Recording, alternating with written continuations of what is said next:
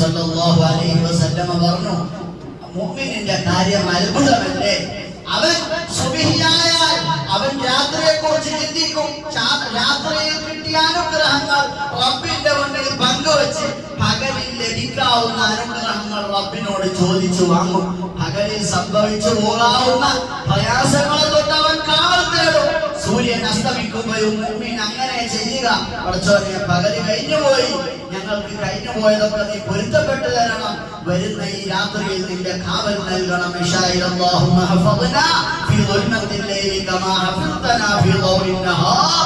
പകലിൽ നീ ഞങ്ങളെ കാത്തതുപോലെ രാത്രിയും നീ കാക്കണേ അല്ലാഹ്. വസ്രിഫ് അന്നാ ബലാഅൽ ലൈലി കമാ സറഫ്ത അന്നാ ബലാഅൻ നഹാർ.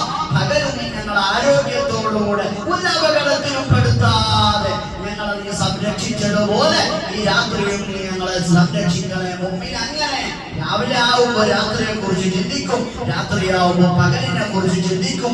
ഓരോ ദിവസവും റബ്ബിന്റെ അനുഗ്രഹങ്ങൾക്ക് റബ്ബിന്റെ മുന്നിൽ നന്ദി പറഞ്ഞ് കണ്ണ് നിറച്ച് നന്ദി ചെയ്യുന്നവനായ യഥാർത്ഥ അടിമ.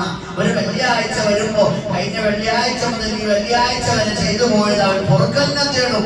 അടുത്ത വെള്ളിയാഴ്ച വരെ വരുന്ന അനുഗ്രഹങ്ങളെ അവൻ തേടും. ആഴ്ചകൾ മുഅ്മിനിന് അങ്ങനെ കഴിഞ്ഞു പോവുക. ഒരു മാസം വരുമ്പോഴും അങ്ങനെ ഹബീബായ തങ്ങൾ മാസം നോക്കുമ്പോ പറയാറുണ്ട്, അല്ലാഹുമ്മ അഹില്ലഹു അലൈനാ ബിൽ അംനി വൽ ഈമാനി വൽ ഇസ്ലാമി വൽ തൗഫീഖി ലിമാ തുഹിബ്ബു വ തർദാ.